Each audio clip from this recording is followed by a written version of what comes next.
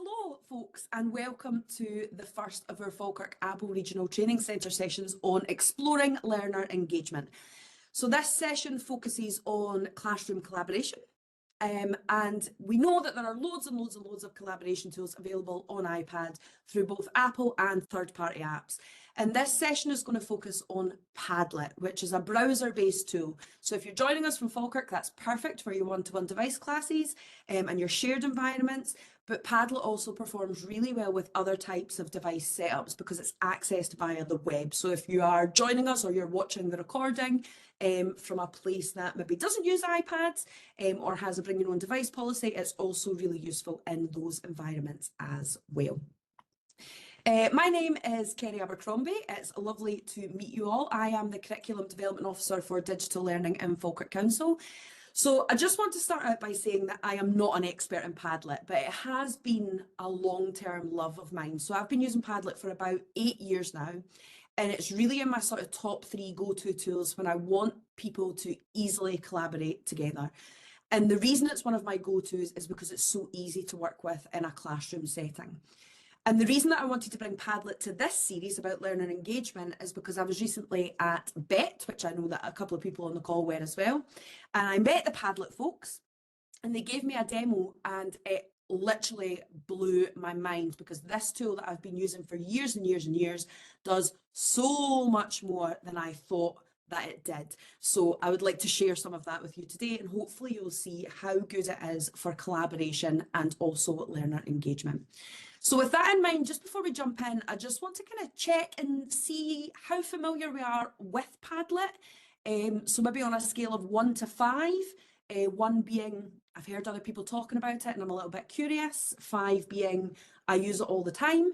If you would like to find the little chat icon and just pop in the chat where you think you are with Padlet in terms of familiarity. So Aileen's kicked us off there in the chat, she's saying a 2. So that's good to know. Barbara's curious to know more, that's good. Moira's curious to know more, excellent. This is good because I've prepared for lots of 1s and 2s, so that's really helpful. Another 2, perfect, thank you so much. So it seems like everybody's kind of on the side of, I'm curious to know more. So that's really helpful. So what we are going to do today then is we are going to talk very briefly about pupil engagement. We're not going to spend a whole lot of time on this because I think really I'm preaching to the choir. You all know about learner engagement and I'm sure you're all keen to find ways to engage young people in learning. Otherwise you wouldn't be here at a session that is called Exploring Learner Engagement. After that, we'll do a little bit of the basics of Padlet and then we'll get into some more kind of advanced stuff that I think is really spectacular.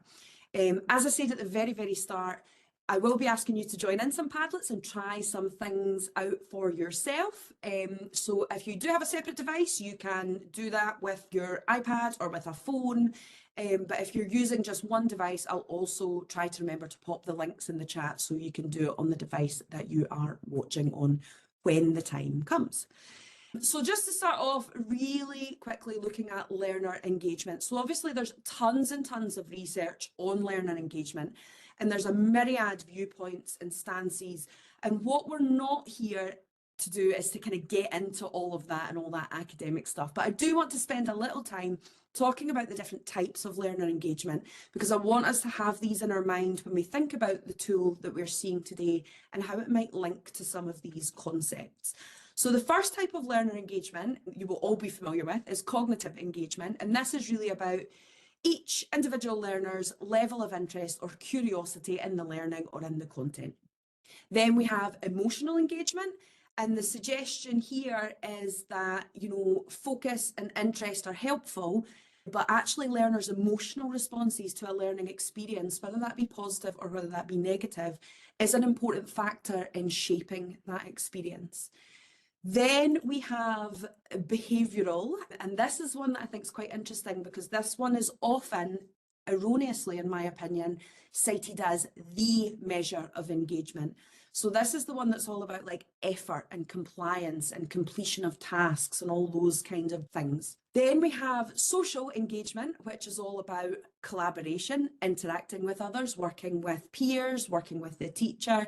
Then we have physical, which is kind of similar to behavioural, and that is another one that I think is maybe quite contested. So some take this as the notion that it's, you know, sitting up straight and nodding along and making eye contact. Again, some people interpret this as a kind of very compliance-based thing that allegedly shows that a learner is engaged. But this, of course, could actually be things like body language, you know, jumping up when they win a quiz or when they come first in a task. And I'm sure certainly Lauren and Aileen will be talking more about that in their upcoming sessions on Curipod and quizzes, because I think there's actually a lot of physical engagement that happens when you use those two tools. Finally, then, we have cultural. And this is the notion that beliefs or perceptions, attitudes, behaviours of an individual or an organisation have a part to play in engagement, and in how well the materials or the activities reflect or don't reflect the cultural elements have an impact. So I think the most obvious one that we might see is like accessibility. So if a young person cannot access the learning because of the culture that exists around making accommodations within a classroom or within a school, and if that culture is not quite right, it maybe leads to oversights or inflexibility. The individual is left out and then their engagement drops off. Obviously, that is not the only one. There are lots and lots of cultural factors that might play into engagement. So as you can see, when we talk about engagement, we're really talking about something that's quite complex. And I just wanted to go over those things just to sort of have you keep those things in the back of your mind as we go through today's session. And I can say that I do think that Padlet is very much about the social engagement. It's about collaborating. That's why this is called classroom collaboration. So it's about collaborating, it's about working together, it's about reacting to other people's posts, other people's contributions, and all that sort of thing. So a lot of the social stuff. So a quick then introduction to Padlet for people who have never used it before. What Padlet does is it's a platform that allows you to make these absolutely gorgeous boards, as they call them, to collect, to organise, or to present literally anything. And these boards can be made collaborative really, really easily. So if you don't already have an account, it is free to make one. And with this free account, you can make 3 Padlets. And we will actually look a little bit at how you manage that quite limited number of Padlets in a little bit. Learners don't need to log in, and that's one of the best things about Padlet, is that the children and the young people don't have to sign up to anything, they don't have to log into anything, they don't have to remember any passwords. They literally can join with a link or with a QR code and off they go. And the final thing is that having an account gives you access to all of the features. So it's one of these platforms where the limitation is not on the features that you can use, the limitation is on the number of Padlets you can have. But with those 3 Padlets, you can use all of their functionality. What we're going to do now is we'll just go in and take a little look. So I'm just going to switch my screen from Keynote to Padlet. And here we are. As you can see, I'm not using an app. I'm just in my web browser. So you can use it on your iPad, you can run it from your computer, you can run it from a laptop. So as you can see, I've actually made a brand new account that doesn't have any Padlets on it because I wanted to kind of show you what it looks like fresh from the start. So it's quite a simple interface. You can see that I've got a couple of options down the side here.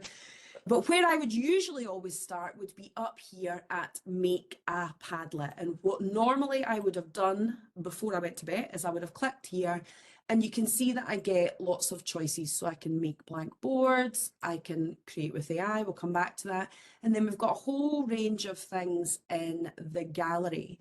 But actually, I do want to point out that there is another way to start a Padlet. So rather than be up at Make a Padlet, I'm going to go to the left here and I'm going to click on Gallery, because I think this is really useful for teachers to know. So you can see that I'm currently in education. I could be in general or in business, but we're teachers, so we're in education. I can choose a grade, so it's based on the American system, which is kind of annoying, but we've got kindergarten all the way up to grade 12 and higher education. And I can choose a grade, and as you'll see, it changes the gallery options based on what grade I choose. And I just like this view better because I can see the options that are available to me. So you can see that if I click on activities, we've got things like 321 summary, about us, blogs, we can have a book club, we can set up a book review Padlet, compliment boards is a really lovely one. And what these will do is when you want to make one, it will guide you in how to do that. So I'm just going to find, here we go, our favourite things. So you can see we've got our favourite things. When I hover over it, it's going to tell me that I can build connections among my students by having them post and vote on their favourite things. And when I click on it, it gives me a little preview. I could click here for an example of one that already exists if I wanted to, but I'm going to click on create in the top right hand corner. And what you will see is it will generate a Padlet. And it's going to tell us on the right-hand side all the different things that we can do. So it's telling us we can personalise, and all these sorts of things. So when you choose a board that they are suggesting, they will give you a guide on how to set it up. I'm actually going to just get rid of that just now because I want you to be able to see the full screen. So you can see that it has set up our favourite things, answer your favourite under each category and vote on the answers you like. And it's suggesting a song, a place, a food and a book. Now, if I go here into this little settings cog, this is where I can change anything that I want the Padlet to say. So maybe I'll change this to Falkirk RTC favourite things. And you can see it's changing it immediately on the left-hand side. I can change the icon if I want. We'll go for a wee smiley face. I can change the wallpaper, as you would assume. We'll go for a nice yellow. I was going to say a nice yellow, but that's quite a bright yellow. I can change it to dark colour scheme or light colour scheme, font size, post size, etc., etc. And it's really super customizable. It's really easy to figure out how you change things look-wise. Now, the other thing that I do want to look at in here is the engagement section, because this allows me to either enable or disable comments, and I'm actually going to enable them because this is about collaboration and I want us all to talk to each other. And then in the reactions, you can see that I currently have it on like, but if I click here, I can actually change it to none if I don't want them to have any ability to give reactions. We can have voting, which gives us an up or a down. We can have a star rating, so 1 to 5, or I can actually give a numeric grade to a post if I want to. And you can see there when I've clicked that, it says the maximum grade is 100. I could just type in 10 if I want to. And that allows me to go through as a teacher and grade different responses or different answers.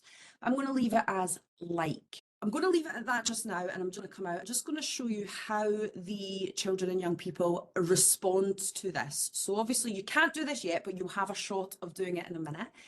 When they click on the plus underneath any of the columns, it's going to give them this little pop-up, and you'll see here that they type in a subject, they can write something underneath, they can change the colour if they want to of their post. But this bit in the middle is what I really want us to focus on. So we have a lot of little buttons that do different things. And if I click on the 3 dots, I actually get the full list of what these buttons do. So you can see that it actually allows the respondent to link to another Padlet, to upload, to link to a web page. They can enable their camera and take a picture. They can record a video and upload that. They can record their voice saying something and upload that. They can draw, they can do polls, they can do, we'll come back to I can't draw in a minute, they can do an image search, they can search for a GIF, they can put in a YouTube video, Spotify link, location, whatever.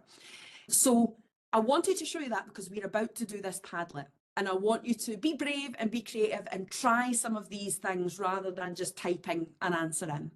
So we're going to have a go at actually doing this Padlet. I'm going to share it with you the exact same way that I would share it in a class. And that is to go to this top button here at the right hand side, this little arrow. That gives me the share options. And you can see that I can actually change it so that none of you would be able to add anything to the Padlet. I could just make you a reader if I wanted to, but this is all about collaboration. So we're going to make you writers. You can write new posts. I can also choose whether I want it to be secret. I can password protect it, which I think is really useful. So if I only want my class to be able to access it, they have to know the password. I can set the password. I can have it so that they have to log in, which we don't really want, or I can have it public so that anybody can access it and it shows up in my profile. Now, I usually just keep it as secret, or sometimes I'll use secret with password. It just means that only people that have the link can ever get to that Padlet, and it just keeps it a little bit more secure. I'm going to hit copy link to clipboard because I'm going to pop it into the chat. But actually, what I really want to do is tap on Get QR Code. And that is automatically going to generate the QR code, which you can now scan. And let's just take a couple of moments to add some of our favourite things to the Padlet and get that pupil experience. So what you're going to do is you're going to tap on the plus at the top of the column in which you want to add your post. And then you're going to just go through the process of writing something and maybe adding in a link or a GIF or a song or a YouTube video and get a sense of how it all works. So I'm just going to take the QR code away because we can actually start to see things coming through. So nice to see that some people have gone for the book first, since it is National Book Day today. World Book Day, not National Book Day. I'm just going to move, I assume Patience is a song rather than a place, so I've just moved that over. And you can see that all I have to do is just drag and drop it into the right place if it's been put into the wrong place by accident. Very keen to see whose favourite place is Havana in Cuba, because I have just been there very recently. That's definitely on the list of brilliant places. So we've got, oh, that's a brilliant one, Whitney Houston, I want to dance with somebody. If you've already put a few things in, maybe have a go at just liking some of the things that you think actually are things that you like too. I'm going to give Havana, Cuba a wee like. You could also hit on the comment button and add a little comment underneath as well. Excellent. So as you can see, this is just a basic Padlet with all of the things switched on as standard. It's pretty intuitive. So it's pretty easy to get set up and running and working. Speaking about the workflow, right? Obviously this is great, but you're saying to me already, I've only got 3 spaces. What am I going to do when I run out of 3 spaces? I really want to give you some options for getting a decent workflow going with Padlet. So there are a couple of things that I can do, imagining we're finished our Padlet session and we've got all the things that we want. All we have to do is go to Share, which is the top right-hand corner, and we're going to go all the way along to Export. And you can see here I have the option to save this Padlet as an image. I can export it as a PDF. And if I do so, I can choose whether to have it as a handout format, whether to have it as slides. I can change the aspect ratio. I can include the background, not include the background, etc., etc. And when I hit generate, it's going to automatically generate that and download me an exported version of this Padlet. I can then keep that if I need to, or I can file it away with other classwork. Now, another thing that I can do is on the right-hand side here, the little play button opens a slideshow. And this is something that's quite interesting for saving, but also quite interesting for presenting to the class. So looking at the Padlet like this might not be the easiest way to see what is going on, but if I hit slideshow, it's going to open up the Padlet as a slideshow. So you can see here we've got 30 slides and it's going to take us through the songs first, and it tells us this was the task at the top. And then we get each individual's response as its own slide, which is quite nice if you want to draw attention to, you know, what people have said or what people have responded without the kind of busyness of this kind of Padlet. Because you can imagine if you're standing in front of a class, if you go, oh, if we see here in the place column, you know, someone said Disneyland, it's actually easier for us to go through this and look at the responses in some detail. What we do have the option to do down on the right hand side here is we've got the share menu again, as you can see. And I can embed this, or I can copy a link to the slideshow, but actually I have further export options. So I can save the current slides as an image, I can save every slide as an image, or I can save the whole slideshow as a PDF. So there are quite a few options there with regards to how you save your Padlet. Now, if neither of those is going to be an option, if I just go back to the home page here, and I'm just going to click on my own little face because this is going to take me to my Padlets, I can click on this 3 little dots And you can see down at the bottom here, I have the choice to archive a Padlet or to trash a Padlet. Now to trash it, it's going to get rid of it forever. But if I click on archive, what will happen is it is going to archive the Padlet and it will no longer be in my list of all. So I now have 3 full slots available. That Padlet is going to be unavailable to me until I unarchive it. And if I go into my archive, you'll see I've got archived and then I've got our RTC favourite things. I can just hit on the 3 dots again, unarchive it, and then it's back to fully available to use, fully available to reference to. There is no limit to how many Padlets you can archive. So for me, rather than exporting a lot of things, my workflow would be make the Padlet, have it filled out or used with the children, go in and archive it and have as many of my slots free at all times as possible. So that has made a basic Padlet with all of the functionality open and ready to go. We've looked at how we can customize the way it looks, and we've had a little shot at actually filling it out and getting that experience. However, there are lots of additional things that we can do with Padlet that really make this a little bit more useful as a tool, I think, particularly for collaboration. So we're going to have a little look at custom fields. We're going to have a little bit of a look at how we control those attachments. So those things we were able to add to the post, the GIFs and the photographs and all that stuff. How do we control those? We'll have a little look at an AI image generator, and we will look at breakout links and magic Padlet if we have time. So I'm just going to go in fact, we'll just go back into this one since it's right here. So we're back in our Padlet here that we've already used. And one of the things that we haven't done that you might have noticed that might be a problem for the classroom is we don't know who has answered any of these posts. And that's possibly because the fields that are generated in the post box don't kind of guide students to give us that information, but we can change what these fields say. So if I just go into settings here in post fields, you can see that we currently have the subject, and that is currently showing the placeholder text is subject. If I change that to name and save it, we'll see what that does in a little minute. We also have the body field where it says write something incredible, and maybe I want that to say tell me more about why you chose this. And maybe I want a new custom field that says, and that'll give us an additional field just so we can see. And when I go back now to this little plus, you will see that that has changed the fields of the post. So now instead of it saying subject, it prompts the young people to put in their name. And instead of saying write something beautiful, it's asking them to tell me more about why they've chosen this. And in extra, you can see whatever I've called it, it just adds a new field at the top and children can write in if they want to. And when they post that, it will post with the information that you wanted. So I chose this because I love it. So post fields and being able to change the post fields, I think, is really, really useful because it might give us a little bit more scaffolding, a little bit more direction for children and young people.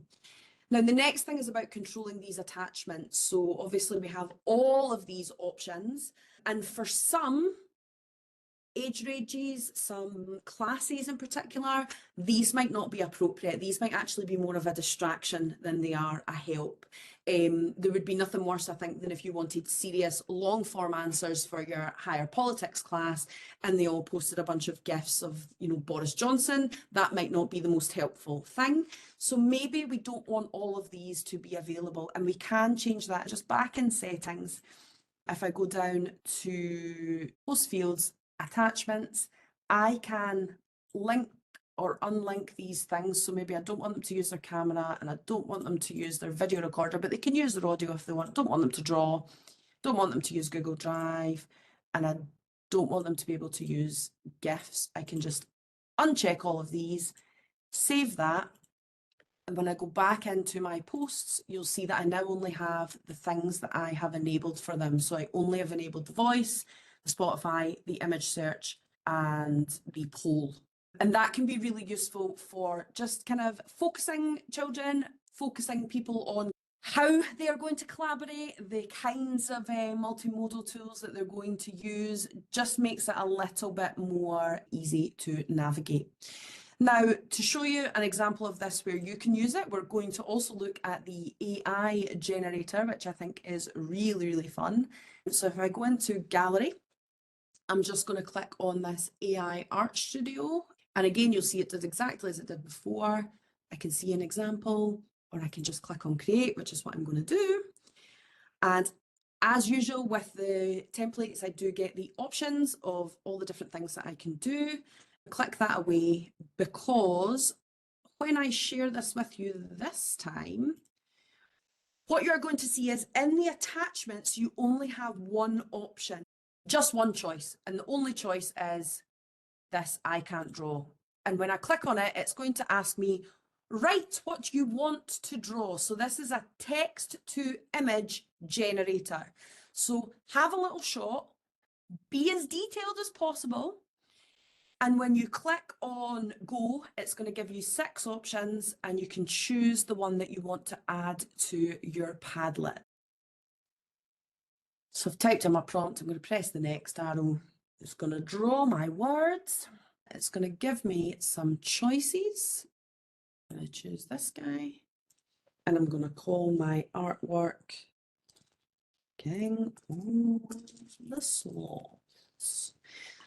Something that I really like about this is not only does it show us how much easier it is to use if we do customize these post fields and we do limit the types of attachments that we can make, but it's also a free to use text to image generator that the children don't need a login for, they don't need to sign up to anything, but they can try out this type of AI that everybody is talking about just now, that everybody is kind of keen to kind of look at and talk about.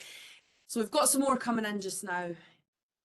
So we've got some Worship Down, we've got the King of the Sloths, we've got Lifelong Flowers, we've got a lion in the Serengeti. We've all kind of went animals with the exception of the Lifelong Flowers. So good to know that it's there, but also really great to see how much easier it is if you can customize these post fields and maybe limit the type of post that goes on. And you can see that we do still have the ability to like, and if I was to turn on comments, we would have the ability to comment under each other's artworks as well. So that's just a little kind of bonus, I guess, in terms of if you were interested in text to image AI, that is built in as well. I'm going to come out of this Padlet just now and I'm going to go back to Padlets, and I'll actually just archive this one and I will also archive this one so that again I'm just keeping all my slots free. And I just want to show you very quickly the magic Padlet feature. So when I tap at the top on Make a Padlet, we briefly looked at this before, this little Create with AI section. And what this will allow you to do is it will allow you to make a Padlet that is generated by AI. So we're going to go for a map this time. And it does say a map of historical events, but I'm not going to use historical events. I'm actually going to just say that this subject is tourism. And we'll go for higher education. And the topic is going to be most visited tourist destinations. And we'll go 1990 to 2023. And we want worldwide. You can see here that already I can see Aileen making loads of notes as a humanities teacher, you know, being able to generate a map of historical events or, you know, political events. It's really, really useful. You can also put in your additional details. So if you have particular standards or methodology that you would like to be included, you can do that. And you just click on create. And it's just going to take a few moments. And while it does, I'm just going to go back here and go back into the other AIs just to show you. So we don't just have the map, we also have lesson plans, classroom activities lists, reading lists. I know that one of the audience today is a school librarian, so that might be useful. If I just click on that, you can see we get the subject, the theme, the grade, the reading level, any additional details, and that will generate a reading list for us in a Padlet form. We can have assessment polls, so we can type in what subject we want assessed, what grade those young people are at, the topic or the lesson, the difficulty level, and it will give you a bunch of little polls inside a Padlet that children can answer. And we also have the ability to make a custom board. So this one is quite open. It's just, I want to create this thing. So you can see the example is 15 books that I can recommend to my 10th grade students to read over the summer. So quite useful as a starter for 10, but let's go back to the world travel map. So we can see here it's generated it now. And we have the world travel map of the most visited destinations of 1990 to 2023. When I click on each little bit, it's going to tell me where these things are. So we've got Rome, we've got Paris, we've got Dubai, we've got the Taj Mahal, and so on and so forth. We could also be linking these together. So if I go to Paris and I go to the three little dots and I go connect to a post, I could connect Paris to Italy. If, say, for example, we were tracking the journey, maybe of the Titanic or of Captain Cook around the world, we can look at connecting those things together. And we can also add to this. So once again, I'm just going to go into share and I'm going to get that QR code. And I'm going to ask you, please, to add in your favourite tourist destination. And what you'll see is rather than getting the post field this time, the first thing it's going to ask you is, where do you want this post to be? So because it's a map, it wants a location first. And once you've set the location, it will ask you to type in the post just as usual. So you can see how potentially if a map is something that you are interested in, you do have the functionality of the map, and you can actually, it's good to know that you can make the map look a little bit prettier as well. You can have like this kind of old school style, or you can have like a kind of more aesthetically pleasing one, or you can have quite a sort of abstract one. So wanted to show you AI Padlet and also wanted to show you the map functionality. And you should be able to put the engagement stuff on this as well. So if I just put comments on, you can see it adds the ability to comment. If I put the reactions on, it adds that ability to like. And I think given that we're talking about collaboration and we're talking about social engagement, that those reactions I think are really, really useful and really, really important. That's just a sort of quick tour, I guess, of some of the features of Padlet. We don't have a huge amount of time to go through everything, but hopefully that's given you a taster. It's made you a little bit excited about the potential of Padlet. Just very quickly to give you some things that we kind of see Padlet being used for a lot. We know that people use it as an end of the week in primary school. What did you enjoy most about this week? See it used quite a lot for things like trying to find out what they already know about a topic, maybe before a topic starts. It's also used in a lot of places maybe to do larger pieces of work. So perhaps if they're doing, the top of my head, because we're on World Book Day, is book reviews. So if they've got a book review, rather than have that book review just on their device or just on paper, they can post it to a Padlet, they can read each other's book reviews, they can comment, they can like and react to each other's, and that's where we're talking about getting that collaboration going. It's a really easy way for us to share our work and have other people comment, critique, maybe give some peer feedback. Really, really useful for all of those kinds of things. Just finally then, where to learn more about Padlet. They do have Padlet Academy videos. So this is like a sort of, I think they're like 45-minute to an hour courses that you can access on YouTube. So they have a beginner's one, intermediate, etc., etc. So you can learn more about Padlet on the Padlet Academy videos.